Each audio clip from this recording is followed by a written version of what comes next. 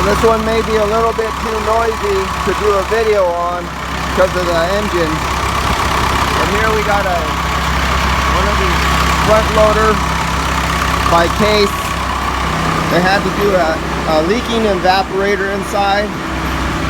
It literally took them a couple months to get the evaporator.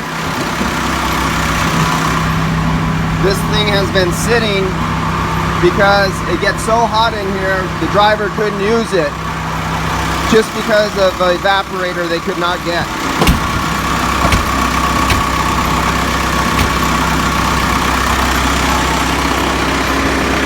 Now, one thing noted, they replaced the evaporator, but they did not replace the receiver dryer. And you're always supposed to replace the receiver dryer just because it's old, number one.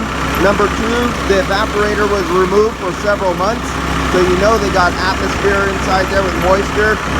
So that's a big no-no. Always replace the receiver dryer.